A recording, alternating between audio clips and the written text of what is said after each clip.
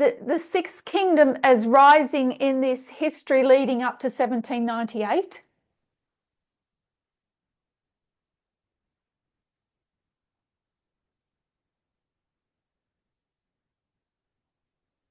And it's established in 1798.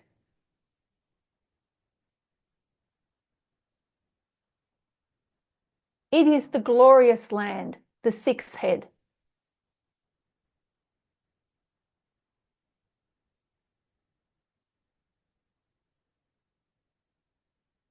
At the same time, the seventh kingdom has followed from the old world to the new.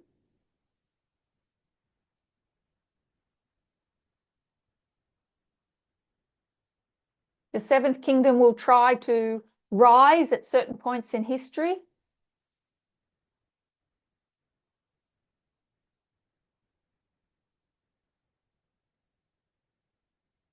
The sixth kingdom is to keep it restrained and provide, be a protector and defender of God's people.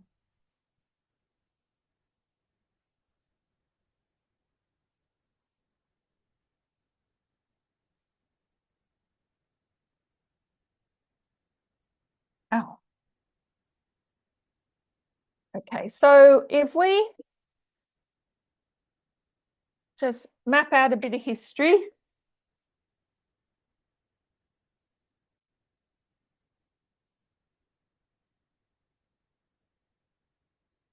So in 1798, we have the sixth and the seventh.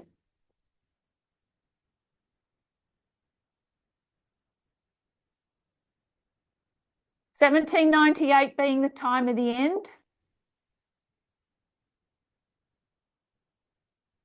That gives us license to go to 1989.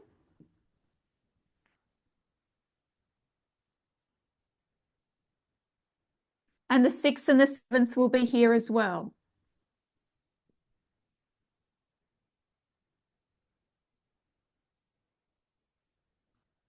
I'm going to skip some history, but we know from 2021 to Sunday law,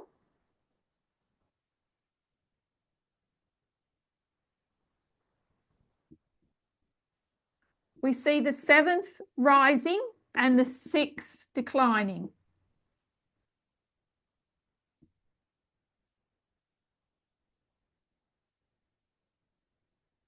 And I'll mark Sunday law as July 18.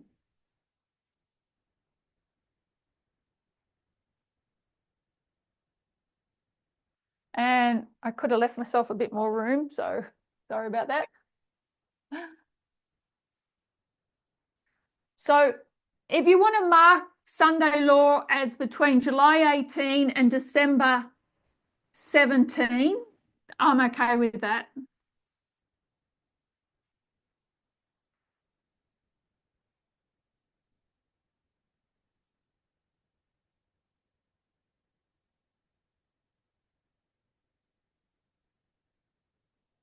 But we are now living post Sunday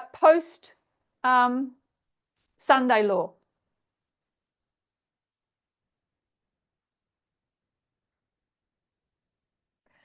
In that we are in the Sunday law period,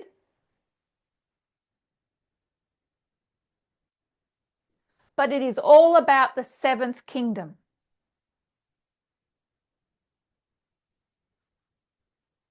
I should have made more room, so let me just draw it over here.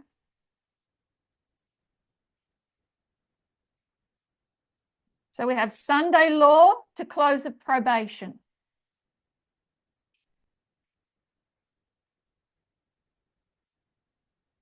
We are in the history of the seventh kingdom.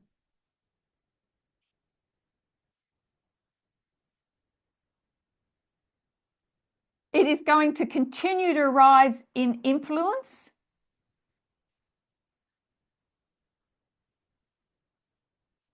Until we get to the worldwide Sunday law.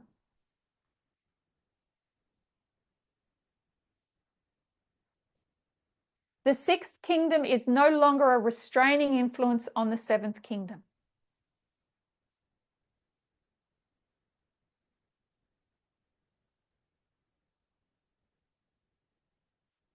we see that MAGA is riding the Republican Party.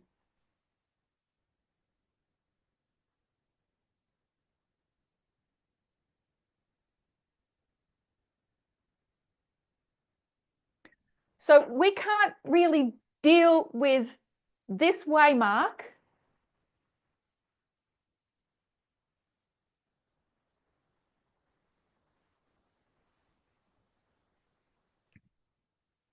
until we have an increase of knowledge and a formalization.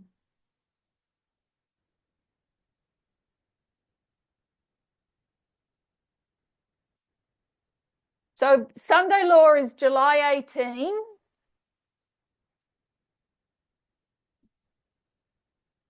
And you want to take it to December, that's okay.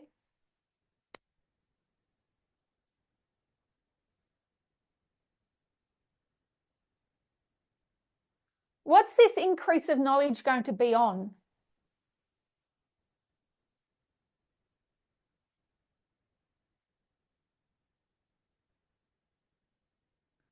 Any thoughts?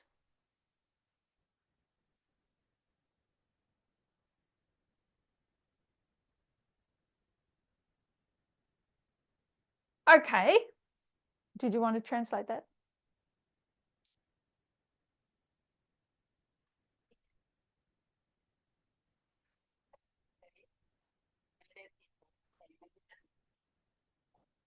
If we go back to previous increases of knowledge, what are they on?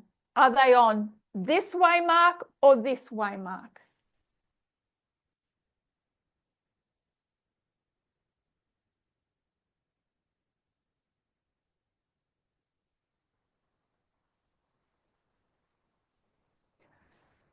The knowledge we need increased before we can move on to here is a knowledge of this event.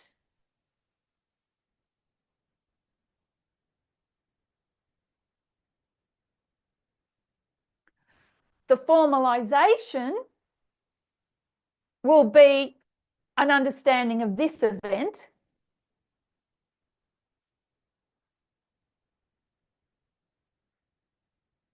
And yet there is a thread running through them.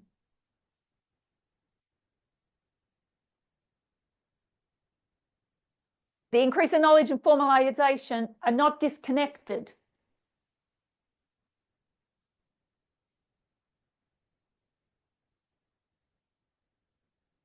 But we need to know more about this before we can move forward.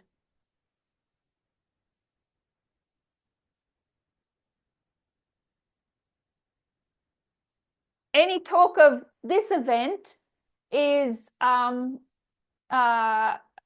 profitable unless we've got this increase of knowledge.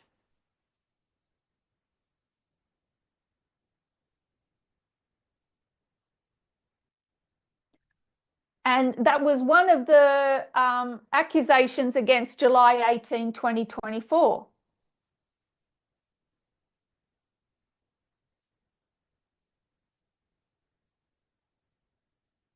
But it did have an increase of knowledge and a formalization.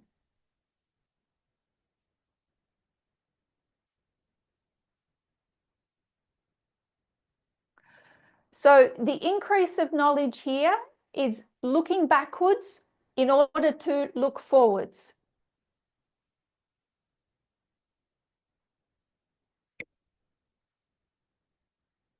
So July 18, 2024, we see the full takeover of the Republican Party.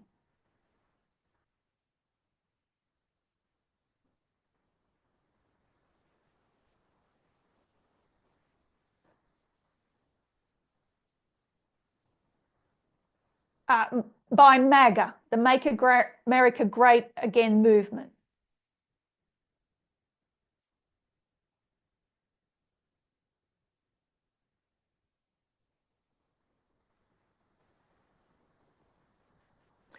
This bookends the 2014 Sunday law, where that process began.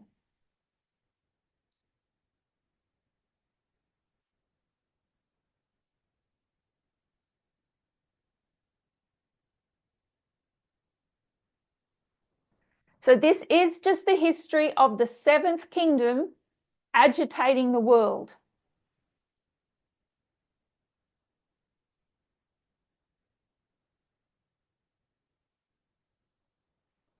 I'm not attempting at this stage to give any dates or anything for the increase of knowledge.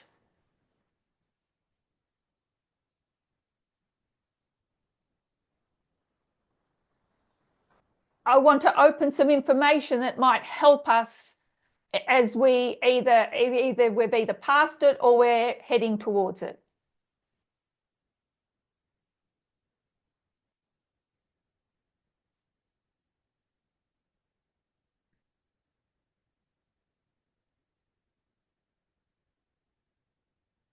So on April 2, 2025, President Trump proclaimed Liberation Day.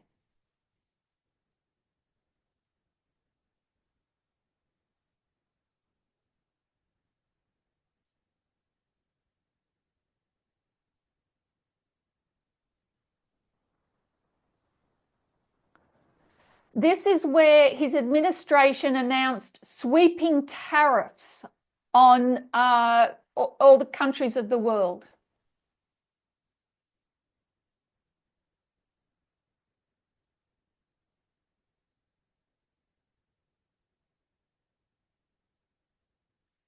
This was compared to tariffs that were given in 1930s.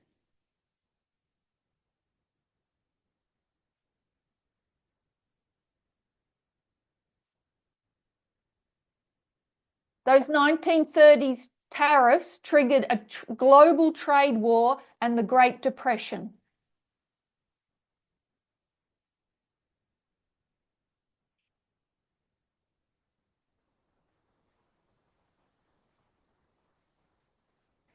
So a universal 10% tariff was put on all imported goods.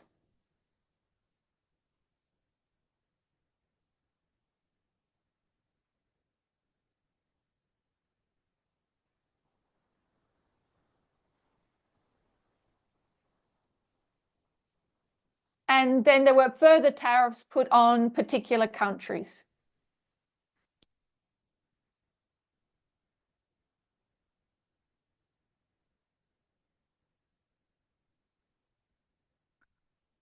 So what I'd like to do is quote from Ian Bremmer of G0.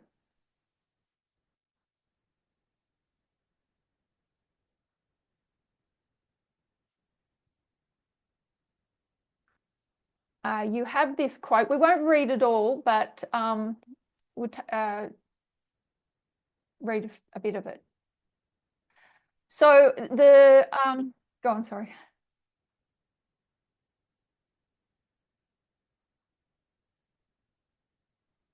This was given on April 7.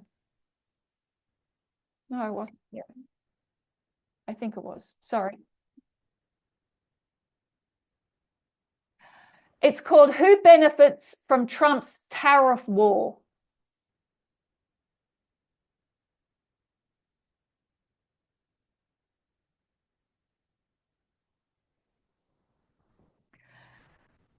And Ian Bremmer said that globalization is what is being undone by the United States.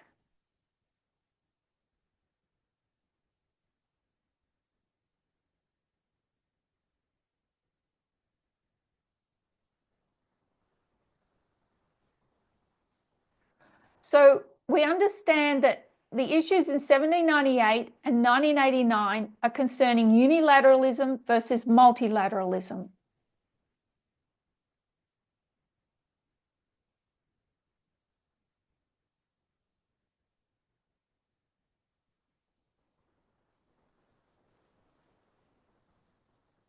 What role the United States will play in world affairs?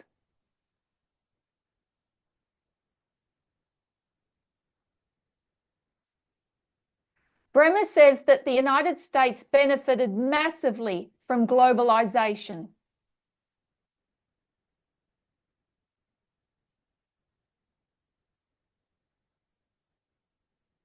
It received cheaper goods and services, and people moved more easily across borders of the world.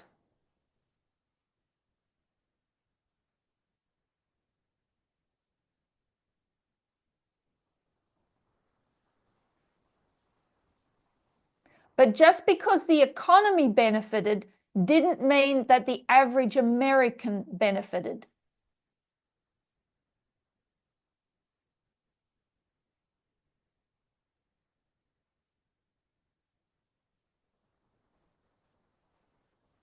He says they did not.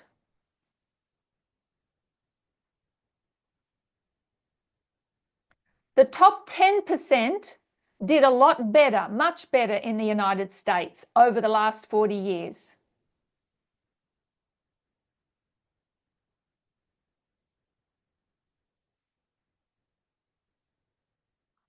The top 1% did even better because of globalization.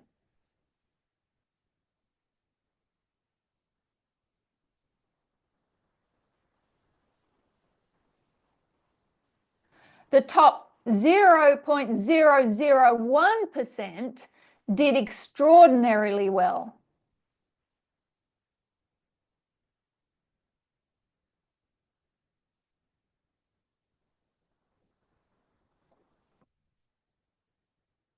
So that's your billionaires.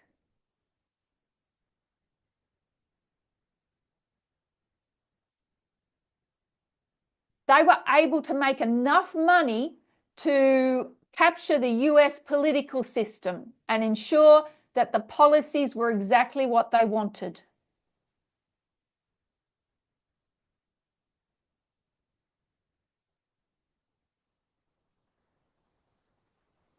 That has led to a massive backlash in the United States, where most voters no longer support free trade.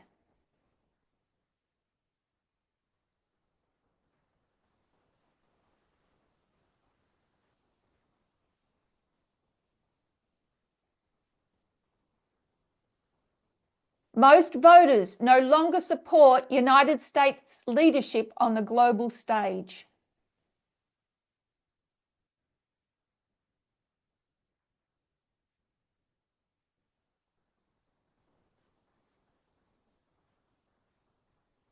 They voted in Trump, and Trump is giving them what they voted for.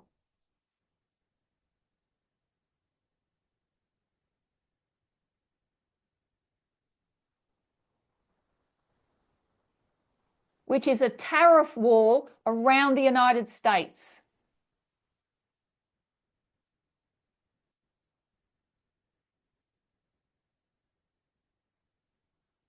Bremer explains that the implications of this are going to be a significant destruction of wealth in the United States.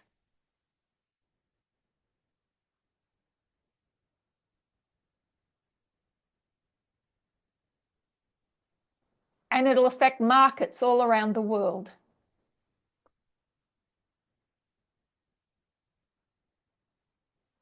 Now, he says that he's not an economist.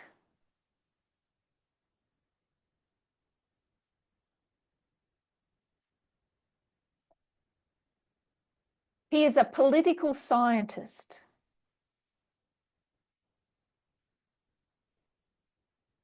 And as a political scientist, what he found most interesting about all this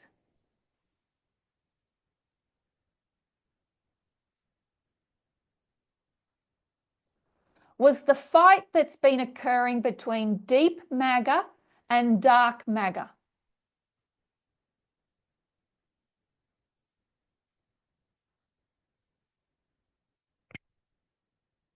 So the Seventh Kingdom is MAGA riding the Republican Party.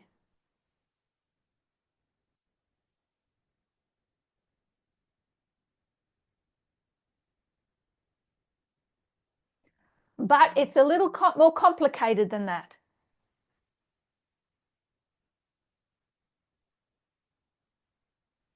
In that MAGA has factions.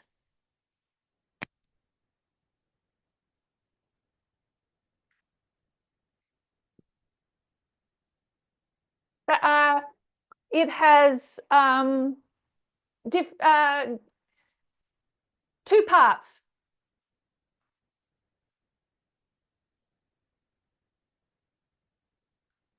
Oh, all right again. There is deep MAGA and dark MAGA.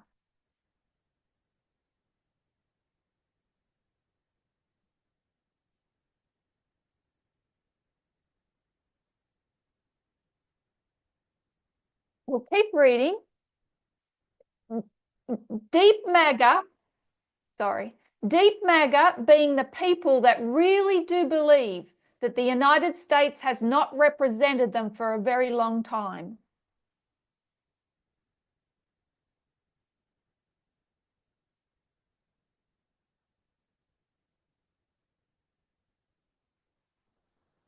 They want a fair shake from people that are more representative.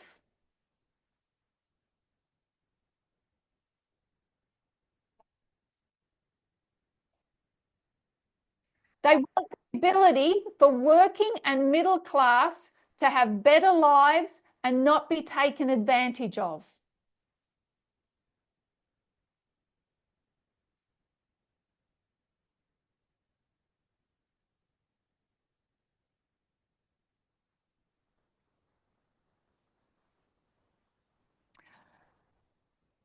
Dark MAGA believes in globalism and free trade.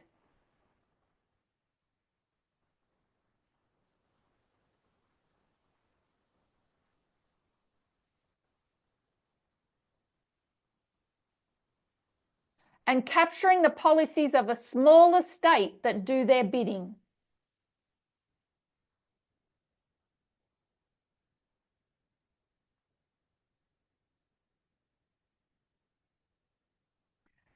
And Bremer explains that the fight before April 2 was between dark MAGA and deep MAGA.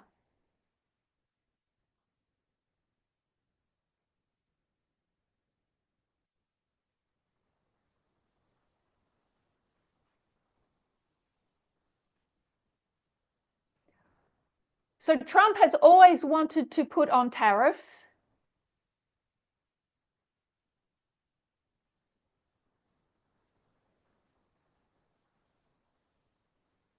And he's being pulled in two different directions on these.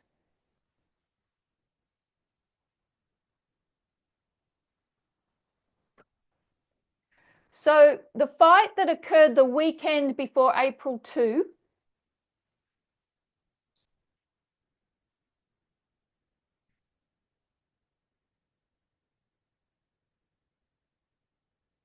was between Elon Musk of dark MAGA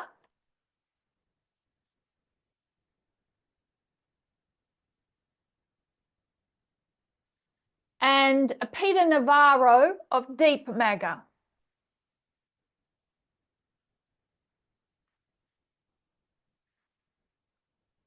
Navarro.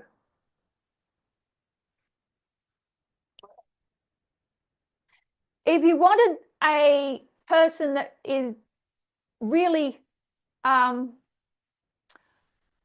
personifies deep MAGA, it would be Steve Bannon.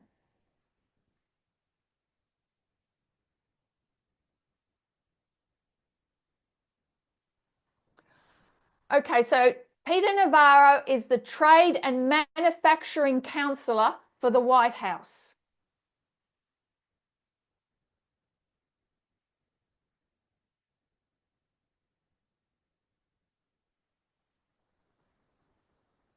So we just want to unpack the differences between deep and dark MAGA.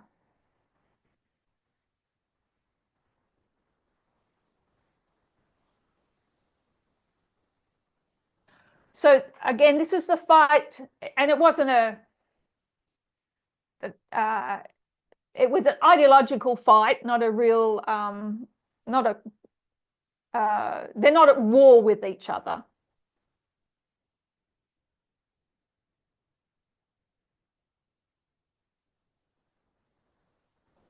But on April 2, Trump sided with deep MAGA.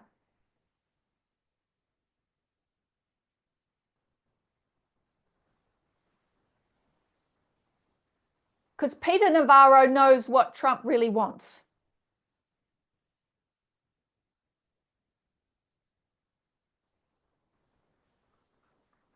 So the origins of deep MAGA go right back to the 2008 financial crisis.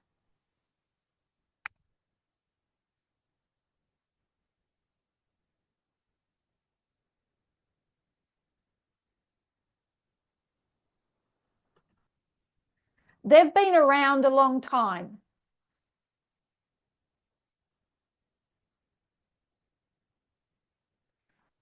They are hard right nationalists, populists.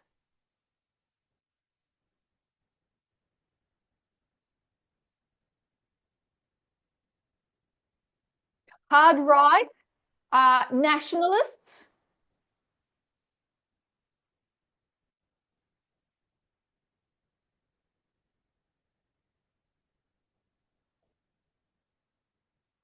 Think populism.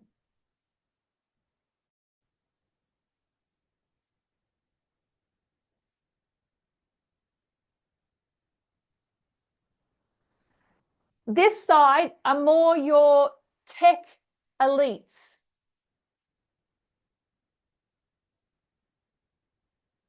Tech, like Silicon Valley, your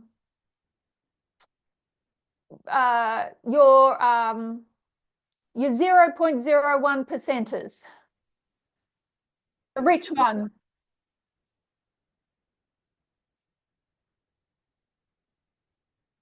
Their origins start January 6, 2001.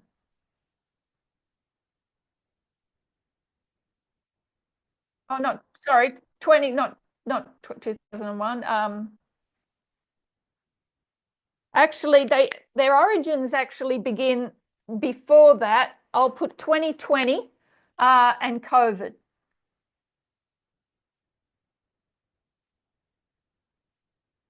But it's relatively new.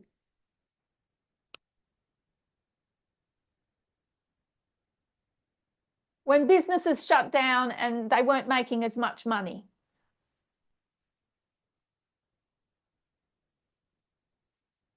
They resented the government's interference because of COVID.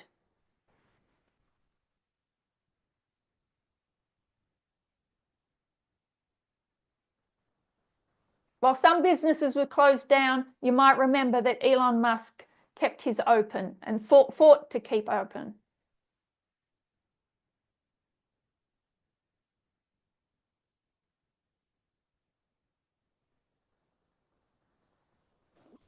So there's a lot of things that they differ on.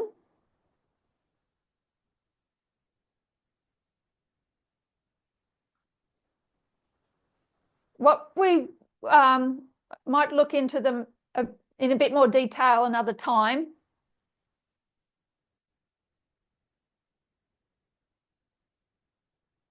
But when, in regard to globalism, Steve Bannon, gone.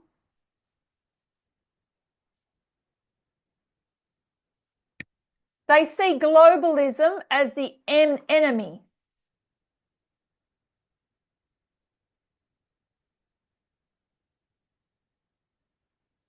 Whereas dark MAGA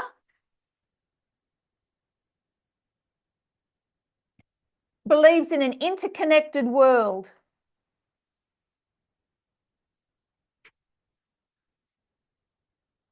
I'll just write globalism.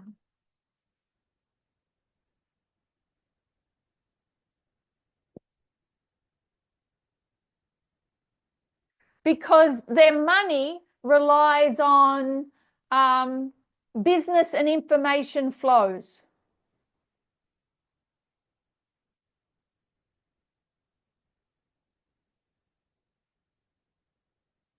They're critical of global interference or bureaucracy.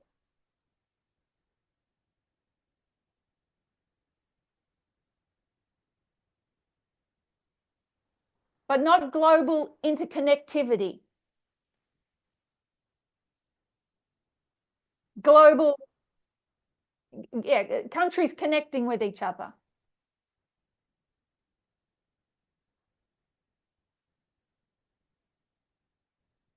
So Elon Musk would resent governments interfering with their businesses,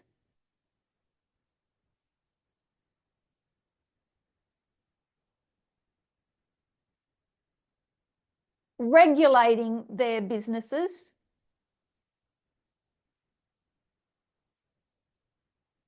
but they're not anti-global trade.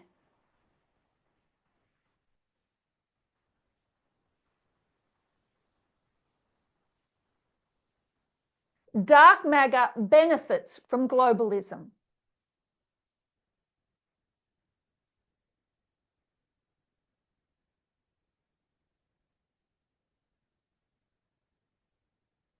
And tariffs will hurt their businesses.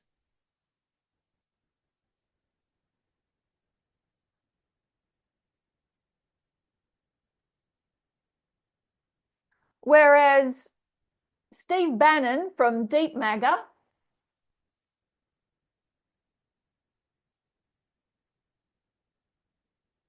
sees the global elite as their enemies.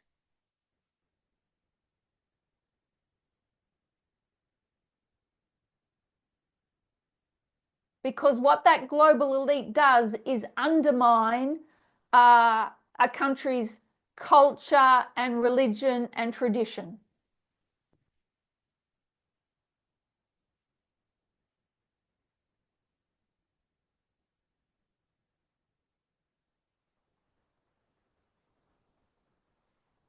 They see globalism as a threat to their culture.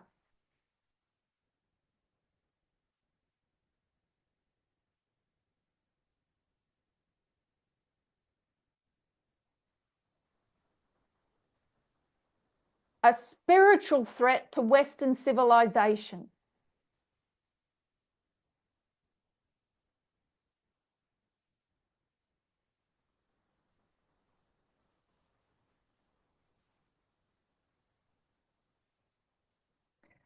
It's called Deep MAGA because the ideology runs deep.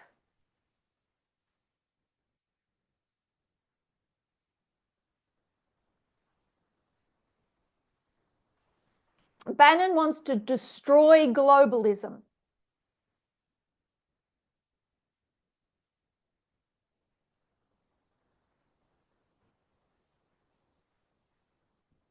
He wants to break those world institutions like the World WTO, the World Trade Organization, and the United Nations.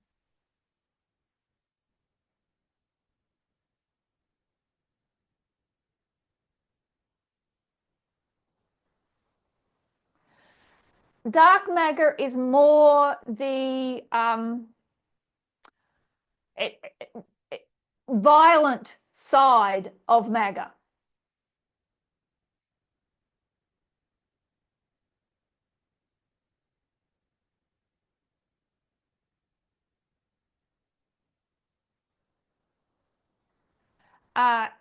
It doesn't have that deep-rooted ideology.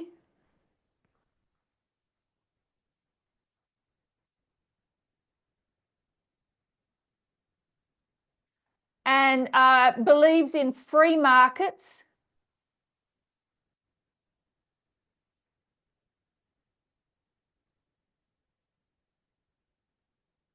But they see themselves as a cultural warriors.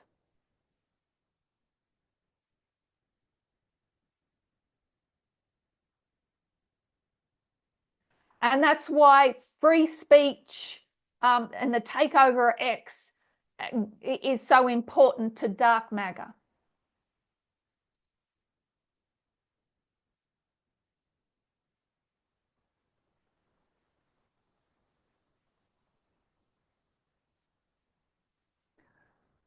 So as MAGA is riding the Republican Party beast,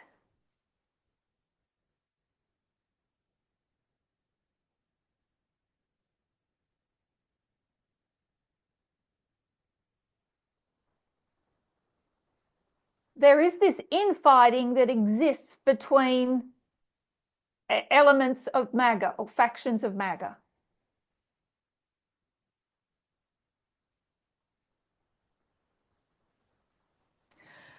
And it is over globalism and world trade.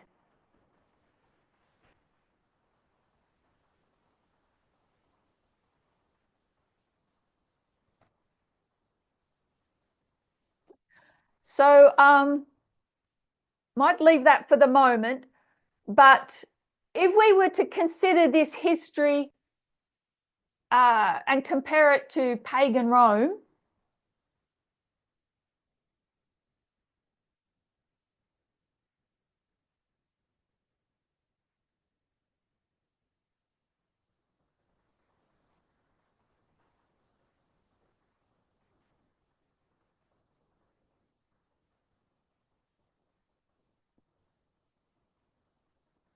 so if we, you're back. Okay, we want to take this history and compare it to pagan Rome.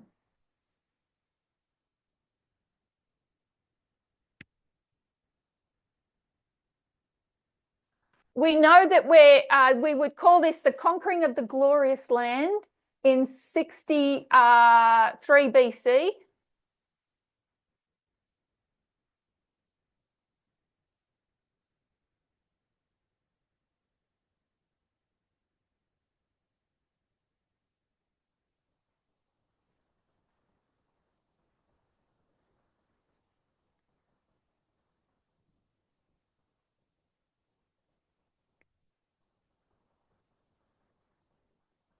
The conquering of the glorious land, 63 BC. Daniel 11. Go on.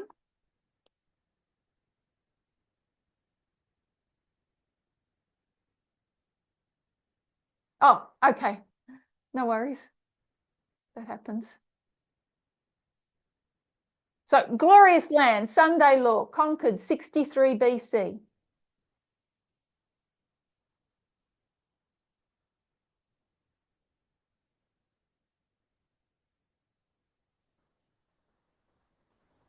And we would mark worldwide Sunday law as the Battle of Actium in 31 BC.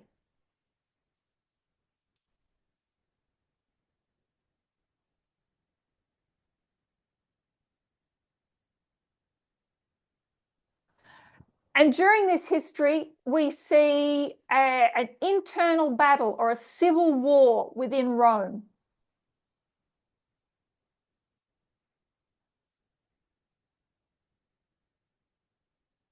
We have the history of Pompey, Julius Caesar,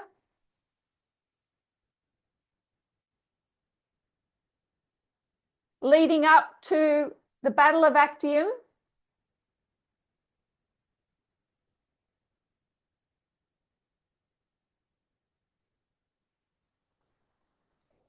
Between Mark Antony and Cleopatra against Octavian.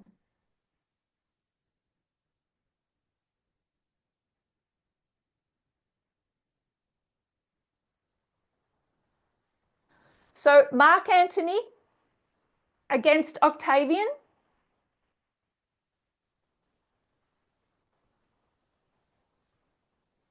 is Rome against Rome.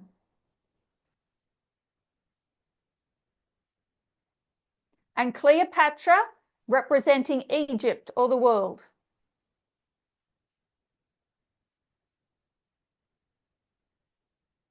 There is a difference in ideologies between Mark Antony and Octavian.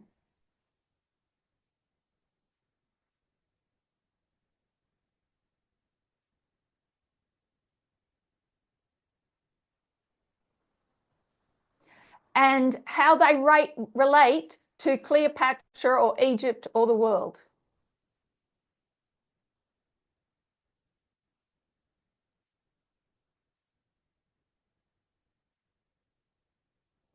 So July 18, we see a unified Republican Party.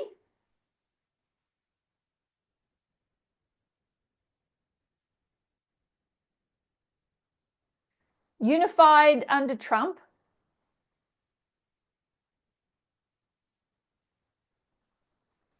That victory is sealed into 2024 with the death of the Sixth Kingdom.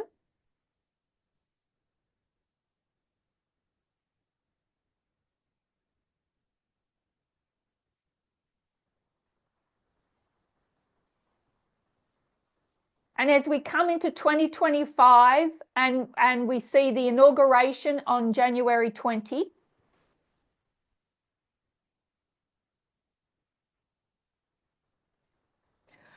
it's very easy to see these two factions present at the same time.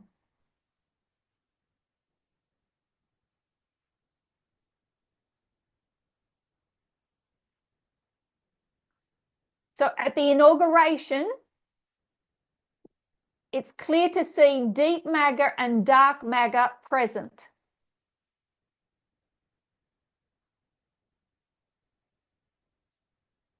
All the tech elites and billionaires are there.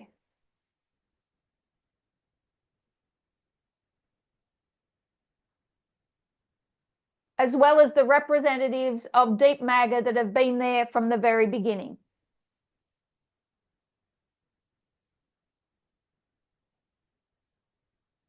And as that history continues, we start to see the cracks in that alliance.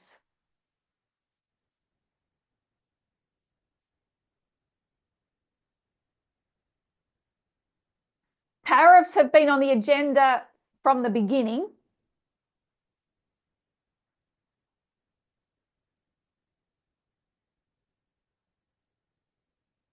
But the closer they came to implementation, the more stress you're seeing between these two factions.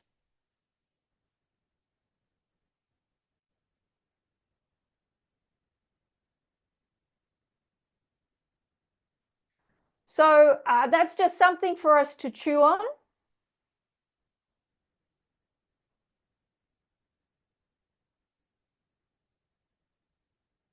As we continue to walk through this history.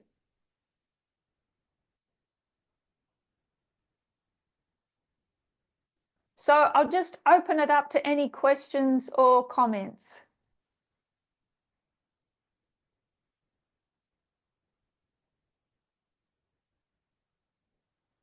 So just to summarize, we looked again at the 6th and 7th kingdom.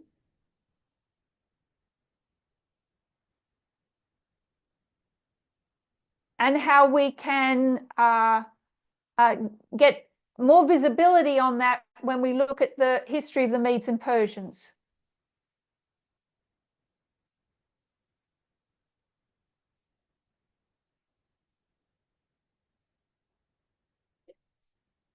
And now we've come post that history of the 6th kingdom.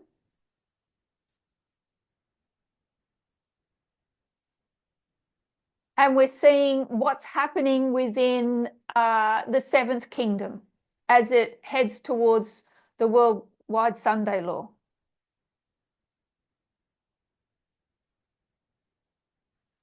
And the different ideologies that are in play there.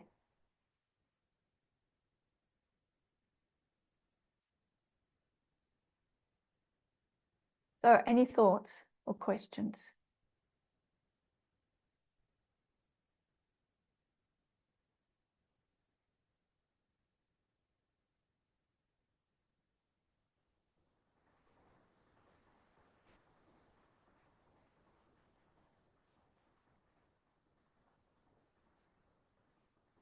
That's okay. Then we can close in prayer. Hello, please. I have one question. There's a voice. Yeah. Happy Sabbath. Happy Sabbath. Yeah, please, my question is, the Sixth Kingdom commenced from 1798. I think you agree with me with that.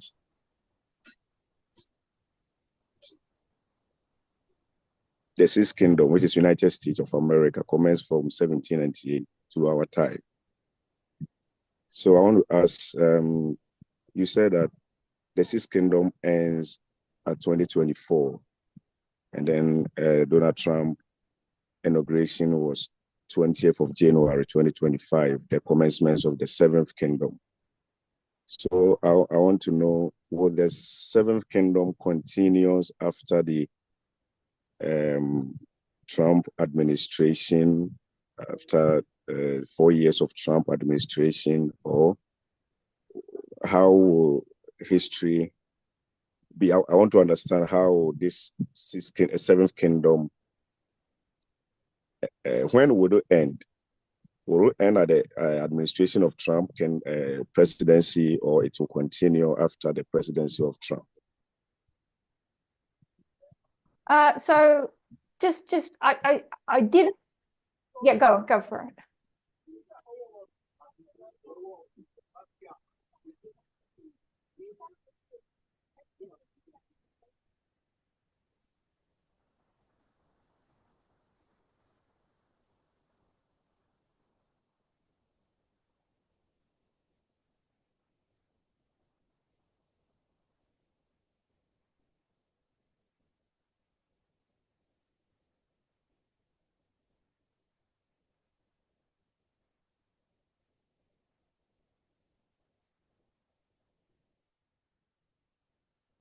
Okay, so I don't know if I quite heard you, but just to clarify, Sunday law occurs within 2024.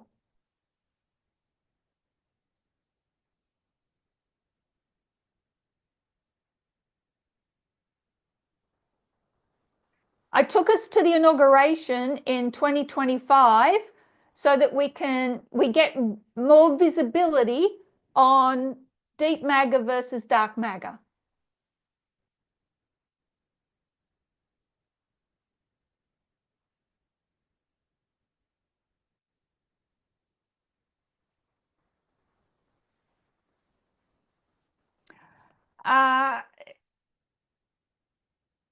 The end of the Seventh Kingdom. I can only give you some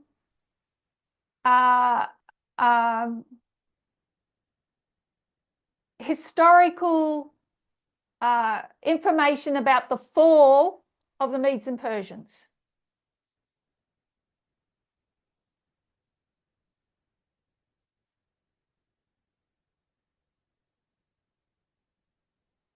So one of the truths that we get from the Medes and Persians is that it is the last, Trump is the last president.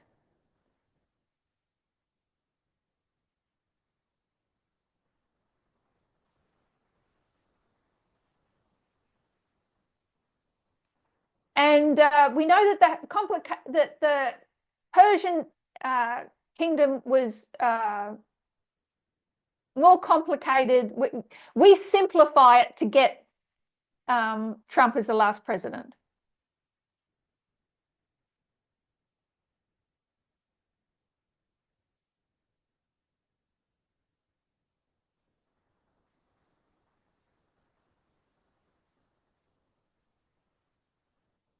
But if we were to go to Xerxes the Great or Ahasuerus, who gave the death decree,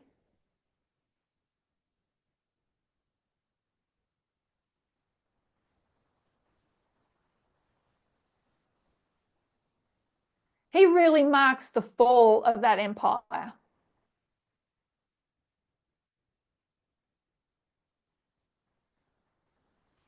So they had no succession plan after him, after Ahasuerus.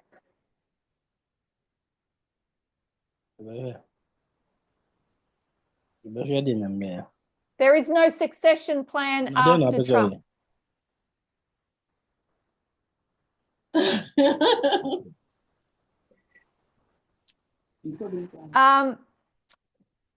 You know, some names have been floated. Somebody floated J.D. Vance and Trump shot that down.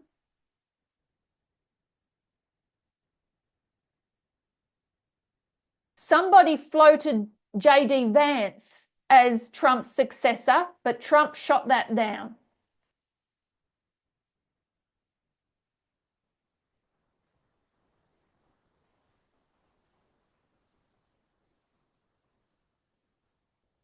So Xerxes the Great had no succession plan.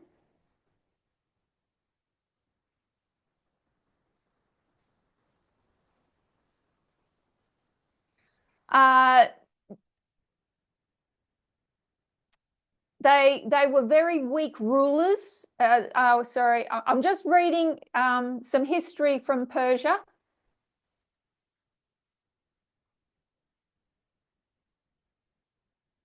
What brought about its final fall?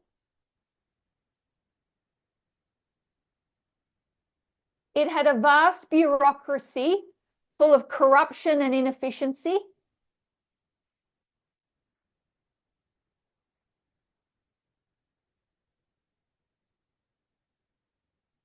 Heavy taxation that funded lavish royal lifestyles.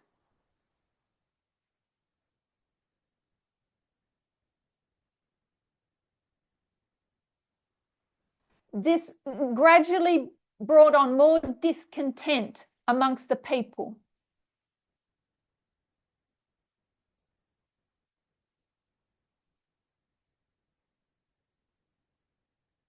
And various regions started to rebel.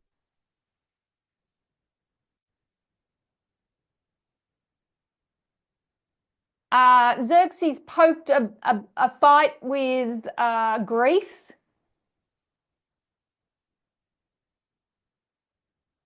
Spent more money than it could afford.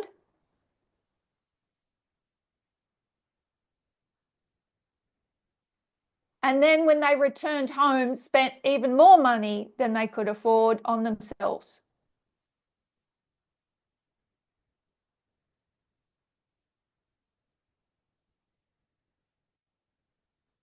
The Persian Empire was so much conquered that it collapsed.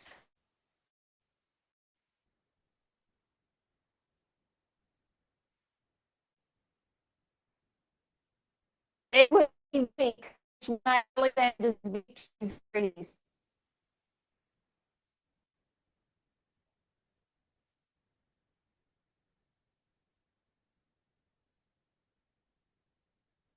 So corruption, economic strain,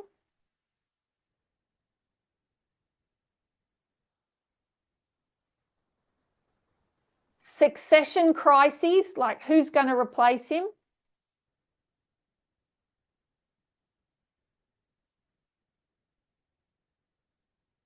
that all brought about the collapse of Persia.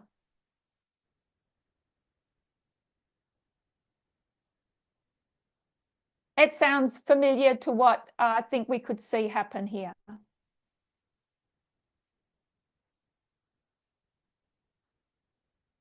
So what will bring, who Alexander the Great would be, or what that, we know that tidings out of the east, and Alexander came from the east. What that's going to look like, I don't have any visibility of that at this stage.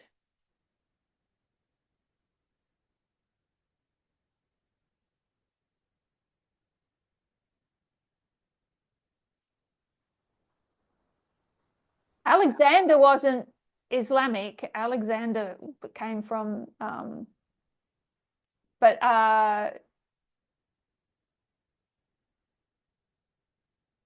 yeah, anyway, I might just leave that one alone. Sorry. we know that it's not going to take much because of their own internal weaknesses.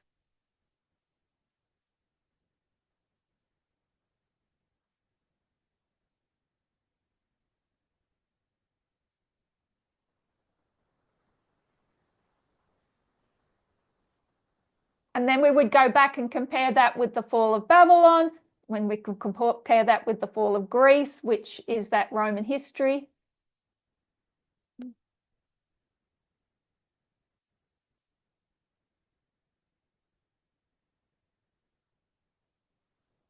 and bring all that information together.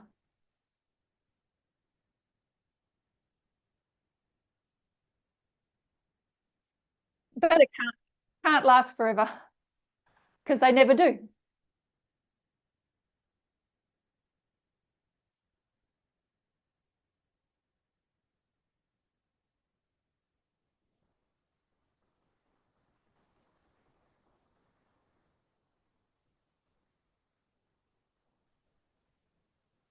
Hello, Elder Terrie. Hello. Do you do you have any information about the 1 hour in Revelation 17? Where can we mark it like at the beginning? Is it at the National Sunday Law or at the Worldwide Sunday Law for the Seventh Kingdom? Did you want to translate that?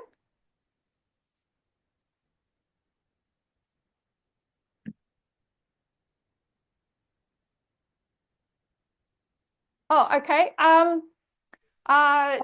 think you have to translate it. Sorry, other voices? As I said, Errol, you have to translate the Russell question. I don't know if you didn't get. Yes, yes.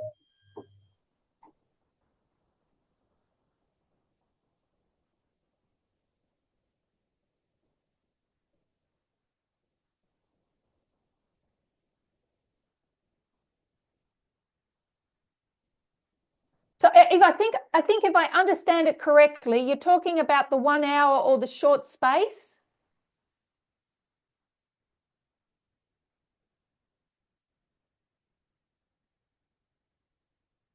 Then that would be after close of probation, after Worldwide Sunday Law.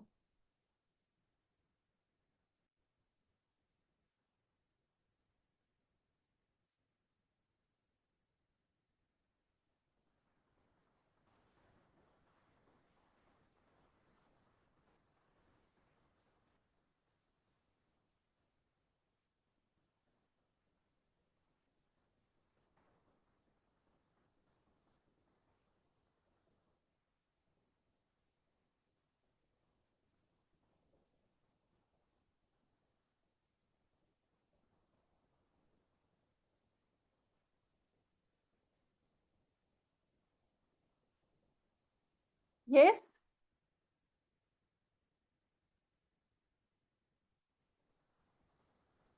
They can't hear me and you as well?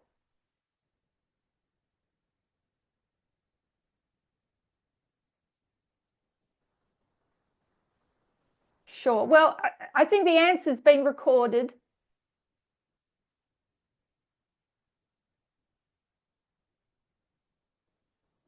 Is there anything else? Anybody else?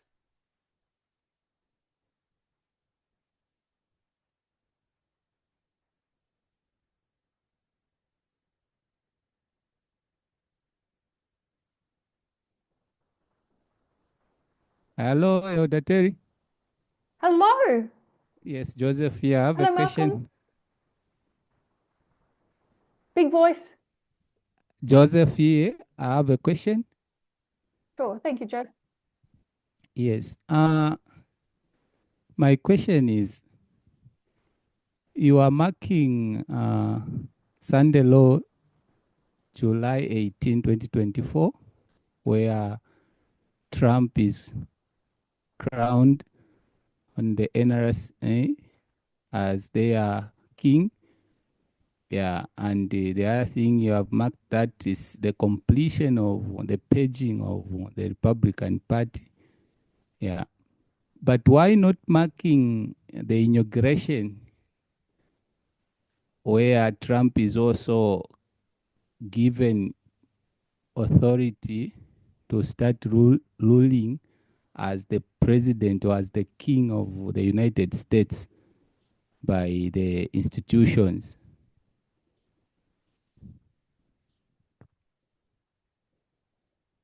Because of Quintus Fabius Maximus Gurgis points us to July and the image that's set up. because that's what we're pointed to.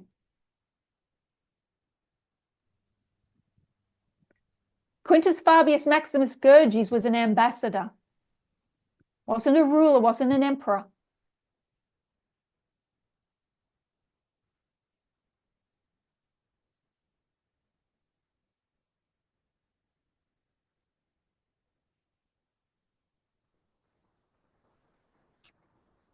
Does that help? It really helps, but it's where I see the problem or the fight, especially when I look back in some of the other presentations where some presenters are marking January 2025 as the beginning of the waymark of Sunday law, because there also Trump is given power and authority to become the president, to start ruling. Yeah, but we see again on July 18, 2024, Trump is crowned as the leader of the Republican Party with no opposition. Yeah, so that's why I brought that question. Sure. Sure. I guess my answer would be QFMG, that was the prophetic guide to take us to July, to see that image set up, that QFMG was an ambassador, and that's what began the Sunday law period. And that can be bookmarked with 2014 to show the logic makes sense about January 20, but there is no prophetic explanation for it. You can't give a prophetic story. You can go, well, it looks like it to me because of this, this, and this. But there's no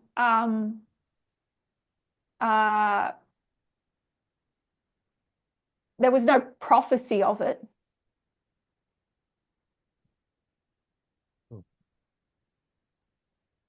Yeah. Can I say something also? Sure. Yes.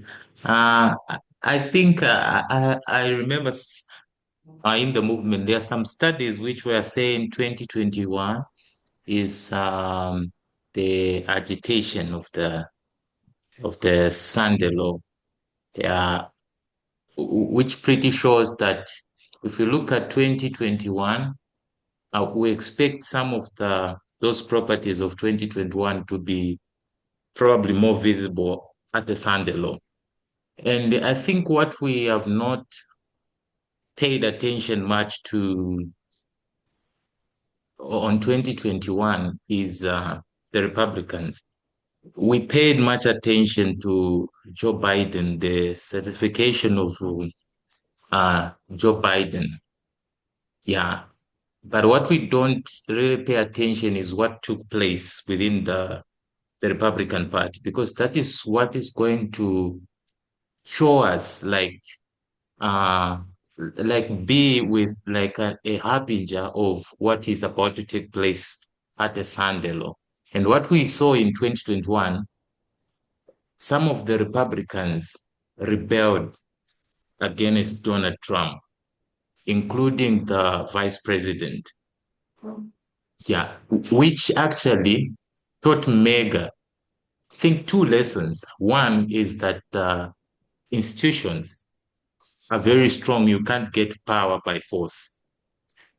Number two, which was the big lesson, all the MAGA movement blamed the Republican Party, yeah, for the failure of January 6th.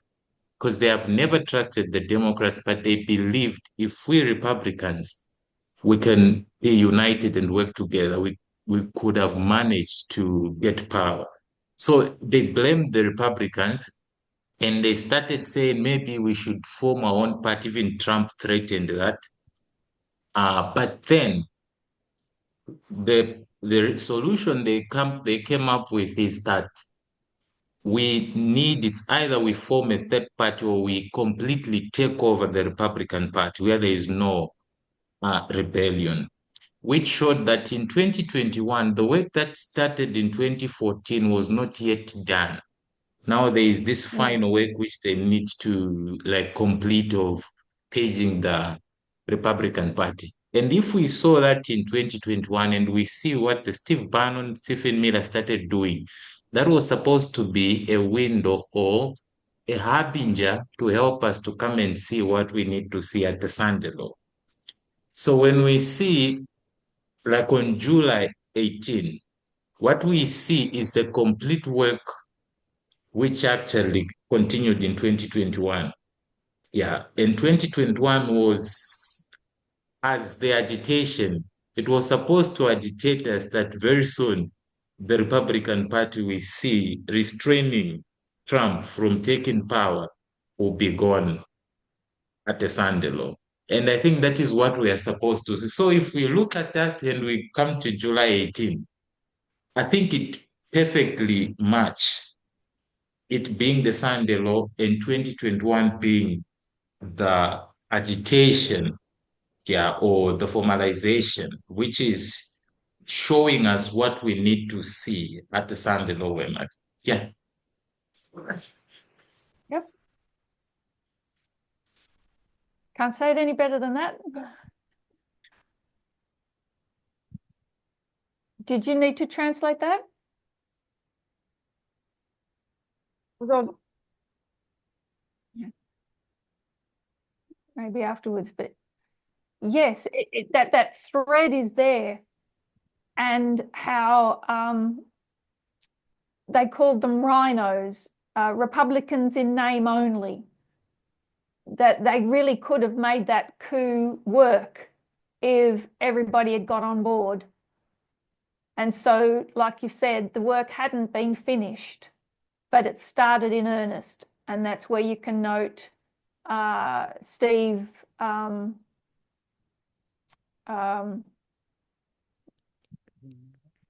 the other Steve, mind blank. But they really began in earnest. And that also helped bring in dark MAGA. So you can mark dark MAGA from 2020, and then you see them again in 2021. But you don't fully see dark MAGA on the stage at the Republican National Convention. It is a deep MAGA event. It is people that are fully bought into what MAGA stands for.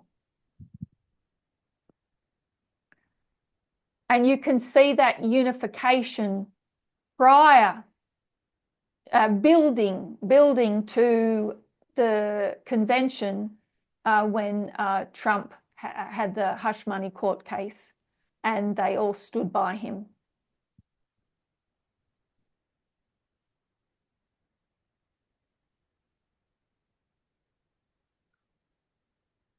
So thank you. Good questions. Thank you. And thank you. Hello. Hello. Hello. Yeah, I will appeal to the members to end the presentation because it is late night on Australia, I mean on the Terrie side, so that she may get enough time to rest. Because I think tomorrow, which is Sunday, she will go into work. So if anyone has a question, I think we should hand over to the gospel workers ahead and all. And when they bring the questions and answers, I will post it to Terrie, and then she will answer it later for the sake of her health. So I think we have to end the presentation. So thank you very much. Thank you, Frida. I will close in prayer. Okay, all right. Our loving God in heaven, we thank you for the time we've been able to spend together.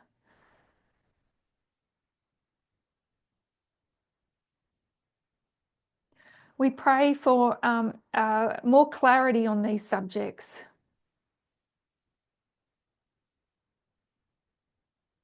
Much has been happening this year already that we need to understand.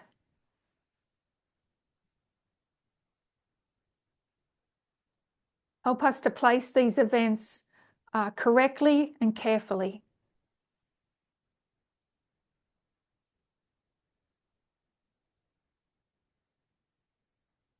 I pray for these ministries that the members here represent, for their leaders, for all that participate and are involved.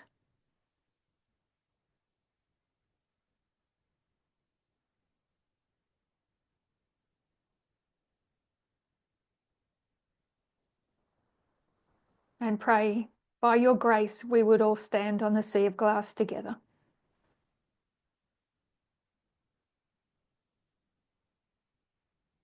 Ask this in Jesus' name. Amen.